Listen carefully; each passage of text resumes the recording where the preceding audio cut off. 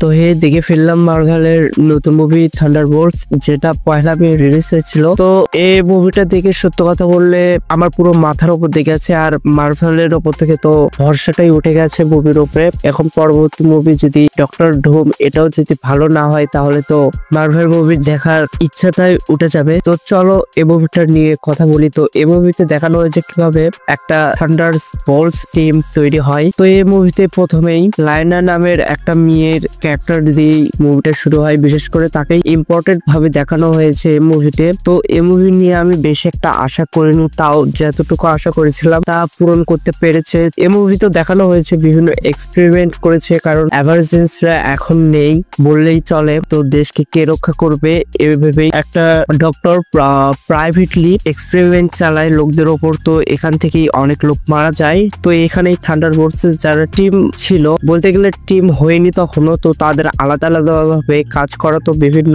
বেআইনি কাজ করাইতো। তো এরপর সেই ডাক্তারের নামে কেস ওয়ারেন্ট হয়, তারপর সে সব প্রুফ মুছে দেওয়ার চেষ্টা করে। তো সেখানেই সে সবাইকে মেরে ফেলে দেওয়ার জন্য তার ল্যাবে পাঠিয়ে দেয়। তো এইখানেই বব নামের একটা ছেলে, তার সাথে থান্ডারবোল্টস টিম পরিচিত হয়। তো সেখান থেকে আসল ঘটনা শুরু হয়ে যায়। এরপর বিভিন্ন কাহিনী চলতে থাকে। বব নামের ছেলেটা তাকেই সিক্রেট ভাবে তার উপর এক্সপেরিমেন্ট চালাচ্ছিল। তো সেই এক্সপেরিমেন্ট সফল হয়েছিল, তাকে এমন ভাবে প্রেজেন্ট করা হয়েছে মানে তার সামনে সুপারম্যানও ফেল হয়ে যাবে এরকম তাকে পাওয়ার দেওয়া হয়েছে। তো সেখানে সে ভিলেনের রোল প্লে করেছে, যেটা আমরা ট্রেলারেই দেখেছিলাম। তো মার্ভেলের এই জিনিসটা আমায় খুব খারাপ লাগে, কারণ তারা ট্রেলারে পুরোটা রিভিউ করে দেয়, পরে মুভিতে সেটা শুধু বিস্তারিত দেখায়। তো সত্য কথা বলতে এই মুভিটা আমায় অতটা ভালো লাগেনি, এটা একদম আমাকে অ্যাভারেজ লেগেছে সত্য করে বলতে। আর এখানে থান্ডারবোল্টস টিমের নামটা তোমরা শুনলে একদম হেসে ফেলবে। এই টিমের নামটা তৈরি হয়েছে লায়না নামের যে মেয়েটি, তার ছোটবেলা ফুটবল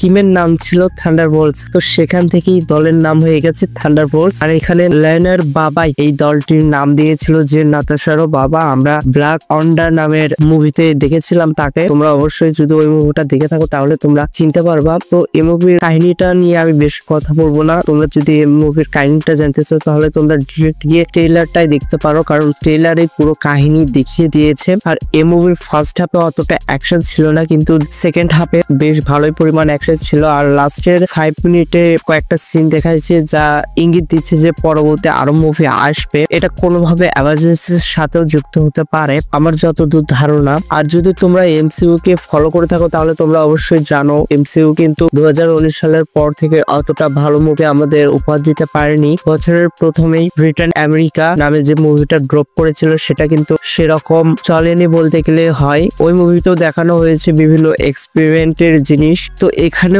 ওই একই প্যাটার্নেই চলে গেছে, মানে মার্ভেল প্রত্যেকটা সিনেমায় এই একই ক্যাটাগরি চলছে। তো এটা আসলে আমার খারাপ লাগছে সত্য করে বললে। আমি বেশি কথা বলবো না, আমার মনে হয় আমি যেটুকু বলতে চেয়েছিলাম সেটুকু আমি তোমাদের বোঝাতে পেরেছি। তো আজকের ভিডিওটা এই পর্যন্তই। আর হ্যাঁ, আমি তোমাদের বলছি যে এটা আমাদের নতুন চ্যানেল, সুতরাং তোমরা তাড়াতাড়ি সাবস্ক্রাইব করে দাও। আমরা এই চ্যানেলের বিভিন্ন মুভির আপডেটস রিভিউ নিয়ে চলে আসবো। তো আজকের ভিডিওটা এই পর্যন্তই। Good bye.